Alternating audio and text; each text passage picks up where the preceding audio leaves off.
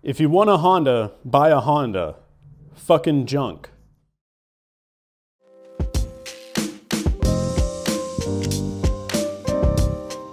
Most video content creators I follow have one simple rule.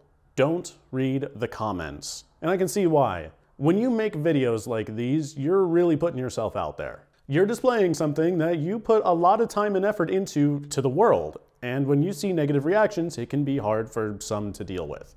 And I'm certainly no exception. It's pretty demotivating to see the negative comments, so I figured that from the beginning, I'd just have to keep comment reading to a minimum. I want to stay motivated to keep posting videos after all. I was a bit hasty when I decided that I wouldn't read comments. This channel is still pretty small, so I don't tend to get a ton of comments in general. And honestly, one of my favorite things is seeing what you all have to say. Now we're just closing in on 1,000 subs, so what better time to take a look at all the various comments I've gotten in that time span. I don't hate engine swaps, but it's like putting a different engine in the RX-7 or the Porsche, etc. For better or for worse, the original engine is what made the car. Isn't that just a roundabout way of saying you hate engine swaps? This is like when you're at a family get-together and that one uncle is like, "No, I'm not racist, but insert incredibly racist statement here." Not to be racist or anything, but Asian people. And to be clear, the original engine isn't what makes the car. I am what makes the car. Let's just get that straight. I don't suffer from engine failures. Engine failures suffer from me. Now, most of you probably haven't noticed this, but in some of my videos, I tend to drop very subtle jokes about Subarus blowing head gaskets, which is probably what prompts people to say stuff like, "My 2.5 NA is a brute. My 2.5 has been good to me." Maybe you did something wrong because my 2.5 has been beautiful. Yup. Just me who's had issues with them. Certainly not anyone else. Only the old EJ engines had head gasket issues. Literally has nothing to do with the WRX. I didn't even say anything about the WRX. Alright, first of all, you guys know there's non-turbo Subarus, right? And that they make up the overwhelming majority of Subarus on the road. This car didn't even come with a WRX engine in the US. And as far as only old EJs have head gasket leaks, I just, you know what? Come here, get over here. We're going for a walk.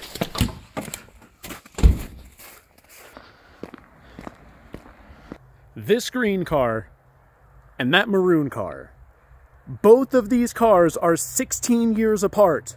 Both have been in my shop for head gasket leaks. 16 years of head gasket issues, right within line of sight. And also this red one, and that Baja over there. But I'm sure it was just the old lady that owned it before that did something wrong. Maybe something like starting it, or driving it, dare I say. Actually, this red one wasn't a head gasket issue, as it turned out. It had a cracked head.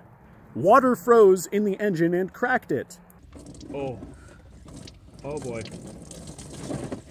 That's all water. With some oil. Here it comes. Look at this weird just strip of oil coming out on top though. Yeah, probably coming out of the head. Oh no, that's milk. Yeah, it's a mixture. Ooh. I wonder why they had to keep adding water to the engine. I guess we'll never find out. This one is on the video about me taking the K-swapped Subaru to Boxerfest.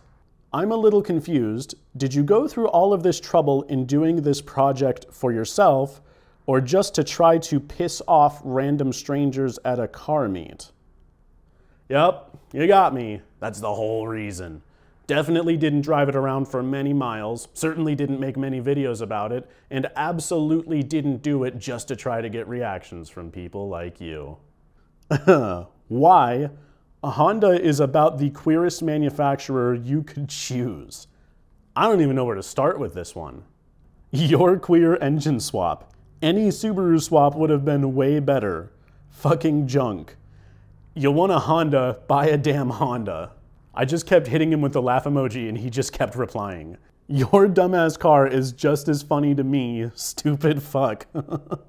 This content literally makes itself. As a part of me making these videos, I try to share as much info as I possibly can. It's hard for me to keep track of everything I do as I do it.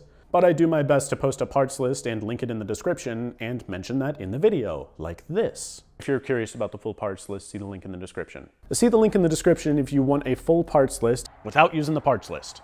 So I can't help but be a little confused when I read something like, do you have a link to the swap kit? What transmission adapter are you running? Who do I reach Where out did to? you get How the long converter did it plates take? to join What the clutch swap? did you Where use can I to get the the adapter K24? plate from? What brand How are swap you kit so did you attractive? use? Single? I don't normally respond to these ones, mostly because there's just no helping these people. But one day I was feeling particularly spicy and decided to reply with a riddle.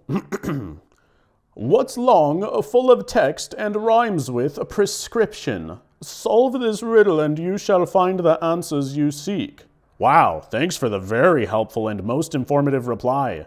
Good to know the Honda/Scooby guys are helping each other out. I guess the riddle was too tough. Now, to be clear, all of these comments are cherry-picked. I'm really scraping the bottom of the barrel here. Overall, mean comments have been very few and far between. The overwhelming majority have been not only positive, but encouraging. The support you guys have shown has been both humbling and motivating, and I plan to continue to build crazy things and make videos about them. I've currently got a few projects going on, along with existing ones like the RX-8. Look at the little RX-8. She's seeping for the winter, 'cause it's cold and salty out, and she's allergic to salt. Good car. I don't have any concrete news on the projects yet. I'm still figuring some stuff out. But I can tell you that the next build I do will be even more polarizing than the K-swapped Impreza. Literally. So keep an open mind. Anyway, be sure to leave a comment about your Subaru Headgasket story. Everybody's got one. And be sure to like and subscribe if you're into this kind of thing. I've got some cool stuff in the works that you're not going to want to miss. Until then, bye for now.